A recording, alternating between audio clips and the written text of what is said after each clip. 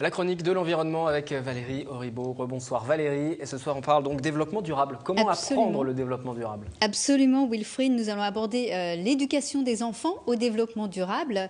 Et pour ce faire, nous recevons Caroline Sullier. Bonsoir. Bonsoir. Vous êtes coordonnatrice du pôle des supports multimédia de l'association IGREN. L'association IGREN qui lance une mallette pédagogique à destination des professeurs qui enseignent le développement durable aux 8-12 ans. Alors, déjà, rapidement, présentez-nous l'association et ses missions.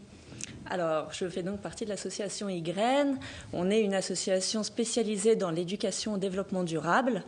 Notre mission, ça va être de faire naître et grandir l'initiative solidaire et responsable. Alors, simplement, nous, on se base sur des méthodes de pédagogie active. Donc, ça va être basé sur du jeu, sur des animations participatives, ludiques, de manière à sensibiliser des petits comme des grands. Ça ne concerne pas que des enfants. On sensibilise des petits et des grands sur des problématiques du développement durable. On incite à la réflexion et on donne l'envie et des moyens d'agir. Alors justement, l'un des moyens d'agir, ce sont ces outils que comporte cette mallette pédagogique destinée aux professeurs. Alors expliquez-nous en quoi consiste cette mallette et à quoi elle sert. Alors, cette nouvelle mallette, donc la dernière née, c'est le volume concernant la consommation. Et ça fait partie donc d'une série de mallettes pédagogiques intitulée « Le développement durable et moi ». Dans ces mallettes, en fait, les enseignants, les animateurs, les éducateurs vont pouvoir trouver différents outils pour construire eux-mêmes, et très facilement, des séances de sensibilisation, toujours ludiques et participatives, sur des thématiques du développement durable. Donc en fait, c'est destiné aux professeurs tout simplement parce que les professeurs sont obligés d'aborder la thématique du développement durable à partir du CE2 jusqu'au lycée, mais ils ne sont pas nécessairement formés à cela par l'éducation nationale et c'est là que vous intervenez. Tout à fait. Maintenant, l'éducation au développement durable, et ça s'est généralisé en fait même depuis 2004 au sein des programmes de l'école élémentaire, du collège et du lycée. Et donc cet outil répond aux attentes de l'éducation nationale comme aux besoins des professeurs. Comment se présente cet outil justement? C'est une vraie mallette? Alors, c'est une petite mallette. Toute petite mallette. Hein, ce n'est pas dans la poche, une très petite mallette. C'est ça, c'est une petite mallette parce qu'on veut que ce soit pratique et on voulait aussi rester cohérent parce que en fait, tout a été dématérialisé. Tous les outils. Je pense que je vais la présenter pendant que vous nous expliquez. Voilà. Je vais reprendre mon rôle de présentoir. Voilà, cette petite mallette. On va trouver dans cette mallette un DVD-ROM. Où il y a un DVD. Sur ce DVD, tout simplement. Voilà, on va trouver un documentaire ou plusieurs documentaires éducatifs. Selon les volumes. Qui vont avec. Voilà. Différentes brochures. Exactement. Et ça fait beaucoup rire en régie. On me dit que je fais ça très bien. Voilà, dans l'oreillette, vous saurez tout ce soir de ce qui se passe en régie. Et là-dessus, on a quand même appelé ça mallette parce qu'on va trouver 200 pages, par exemple, de fiches pédagogiques qui vont permettre d'approfondir les notions abordées dans le documentaire par des jeux, par des études de documents ou par la mise en place de projets. On va aussi trouver des quiz interactifs et aussi un outil qui est très utile pour les enseignants. Donc particulièrement ceux du cycle 3 et du collège, 6e, 5e. C'est un espèce de sommaire interactif de la mallette qui permet de retrouver les matières et thèmes au programme et de faire le lien avec les contenus de la mallette. Donc si je veux aborder Histoire-Géographie, le chapitre 1, par exemple sur la préhistoire, je vais savoir que tel chapitre du documentaire y fait référence. Oui, parce qu'en fait, le développement durable est enseigné au sein de l'histoire, de la géographie, des sciences, enfin de... C'est pas une matière en plus. Ouais. Ça a été inséré de façon transversale au sein des enseignements existants. Donc ça veut dire des programmes encore plus durs, plus lourds pour les élèves et puis pour les enseignants aussi. C'est une question d'angle aussi. Ça n'ajoute pas forcément des connaissances supplémentaires, mais c'est une nouvelle façon aussi d'enseigner les choses dans un angle plus global, dans une optique de développement durable. Ça vous oblige aussi à être réactif en fonction des programmes. Si les programmes évoluent, il faut aussi adapter les mallettes. Tout à fait, ouais. Alors, qui crée justement au sein d'IGREN, quels sont vos partenaires qui créent ces programmes justement ?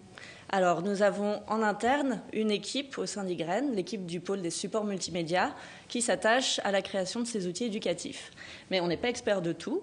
Donc, à chaque fois, sur chaque thématique, on a été chercher des partenaires spécifiques. Par exemple, lors de la mallette énergie et déchets, nous avons travaillé avec l'ADEME. Et là, pour notre dernière née sur la consommation, c'est l'Institut national de la consommation, la Fédération artisans du monde ou Max Havelaar, par exemple, des acteurs de la consommation responsable qui ont collaboré avec nous au sein de comités de pilotage pour créer... Et l'éducation nationale valide ensuite les mallettes, les contenus qui sont proposés, que vous mettez au point? Alors, on travaille avec l'Académie de Versailles parce qu'on est reconnu comme une association complémentaire de l'enseignement public. Donc, ce qui nous permet aussi d'aller intervenir dans les écoles en utilisant par exemple nos mallettes pédagogiques ou d'autres animations créées au sein d'Ygraine. Il y a un droit de regard de l'Éducation nationale? Est-ce que l'Éducation nationale valide en quelque sorte Alors, ça n'a pas été coédité avec l'Éducation nationale. Non, c'est quelque chose qu'on pourrait faire, auquel on travaille, mais cet outil n'a pas été coédité avec l'Éducation nationale. Par contre, on a des enseignants d'écoles élémentaires et de collèges qui font partie de nos comités de pilotage. Qui mettent au point toutes ces différentes mallettes. Ouais. Voilà, à tous les stades de fabrication de l'outil, que ce soit la conception du docu ou la rédaction des fiches. D'accord. Alors, où peut-on se procurer cette mallette Alors, en dehors des écoles? Si jamais les parents veulent aborder ces questions-là avec leurs enfants, par exemple. C'est ça, ouais. On a des parents et des particuliers qui viennent aussi dans notre association et chercher ces mallettes pour occuper un mercredi après-midi ou un samedi après-midi. Et donc, on retrouve tout simplement la possibilité d'acheter ces mallettes-là sur notre site internet au www.e-graine.org. Pour quel coût? Alors, une mallette pédagogique, c'est à partir de 35 €. Et pour les établissements de prêt ou un usage collectif en école, ça va être à 50 € parce qu'il faut une licence de prêt ou une licence multi-utilisateur. Les enseignants puissent le faire passer de classe en classe différents utilisateurs. Ouais. Et on le reprécise, donc si j'ai bien tout compris, ce n'est pas ouvert qu'aux enseignants. Tout le monde peut se la procurer. Voilà, j'ai bien résumé. Alors je rappelle tout de même que vous présenterez de manière nationale cette mallette jeudi 25 octobre à 9h30 à l'Institut national de la consommation à Paris. Tout à fait, pour une démonstration animée, ludique et participative. Merci Caroline Sully donc d'être venue nous parler de cette mallette, de cette petite mallette. Maintenant, vous savez tout sur son contenu. Association Ygraine. Une dernière information, Valérie? Oui, absolument. Il y a une conférence demain à la Maison de l'Environnement, la conférence de l'association Négawatt. Le scénario Négawatt envisage en fait un autre futur, une autre manière de produire et de consommer son énergie. C'est à 20h à Manille-les-Hameaux, la Maison de l'Environnement. Voilà pour la page environnement, la chronique environnement. À mardi prochain, Valérie. À mardi. Merci pour cette chronique. Quelques mots de sport à présent pour poursuivre cette édition du 7-8. Et avant de parler politique et aménagement de la région, le club de gymnastique rythmique de Morpa-et-Lancourt a tenu à bien figurer à l'occasion des derniers championnats départementaux. C'était le premier rendez-vous de la saison. Manon Marin s'est imposée dans le critérium senior. En voici les images. C'était leur premier rendez-vous de la saison et les gymnastes du club de Morpa-et-Lancourt n'ont pas manqué leurs championnats départementaux. Après avoir arrêté la compétition pendant 2 ans, Manon Marin s'impose dans le critérium senior et Lucie Soenen prend la 3e place du concours fédéral de Cerceau chez les cadettes. C'est un petit avant-goût de ce qui nous attend. C'est un entraînement. Moi, j'ai arrêté les compétitions depuis 3 ans et c'est cette année que je reprends, donc c'est la reprise, quoi. Comme Manon l'a dit, c'est que le début. Après, on va essayer d'aller jusqu'au championnat de France. C'est pas gagné, mais on va y arriver. Lors de cette première épreuve officielle, c'est l'occasion pour Elena Novokchenova de tenter de nouveaux programmes devant les jurys. Une nouveauté qui peut permettre de voir les championnats nationaux. Cette compétition-là, départementale, c'est chaque année un peu essayer un nouvel programme. On regarde est-ce que ça marche selon cela, est-ce que c'est difficulté. Donc déjà, ces 3 filles qui passaient, j'ai déjà vu que je change plein de choses pour région. Le parcours du combattant est encore loin d'être terminé. Les gymnastes saint-quentinoises devront passer avec succès les championnats régionaux mi-novembre avant de se qualifier aux épreuves de zone pour enfin espérer participer au championnat de France en janvier 2013. Il s'appelle Xavier Delpy, il a 35 ans, ce licencié du club de plongée de Saint-Quentin en Yvelines est champion de France en apnée. Nous l'avons rencontré dans le bassin de Conflans, Sainte-Honorine, à quelques kilomètres de là, où il se prépare pour les prochains championnats d'Europe qui vont se dérouler ce week-end dans quelques jours.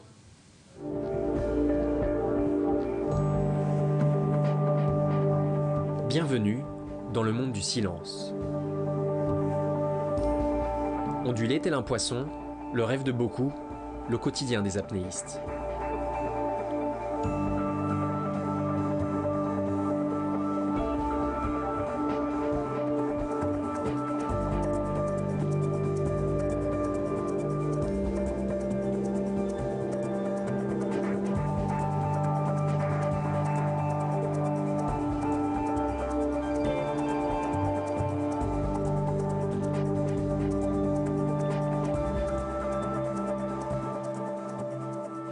l'apnée, je crois que je l'ai découvert comme un peu tous les gens à peu près dans ma tranche d'âge par le Grand Bleu, avec des magnifiques images du Grand Bleu partout, des dauphins de tontons amoureux. Xavier Delpy a découvert l'apnée il y a 2 ans et demi, un peu par hasard, lors d'une sortie dans la mer Rouge avec les dauphins. Depuis, ce chirurgien de 35 ans passe son temps libre sous l'eau.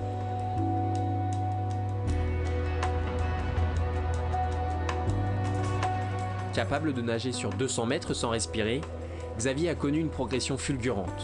Champion de France il y a quelques mois, le futur Élancourtois fait ses dernières ondulations dans la fosse de Conflans-Sainte-Honorine avant ses seconds championnats d'Europe. Sous l'eau, le nageur de Saint-Quentin connaît 2 phases. La partie plaisir lors de l'apnée statique, une sensation d'apesanteur reposante. Ce moment où les minutes, souvent trop courtes dans la vie, deviennent alors si longues.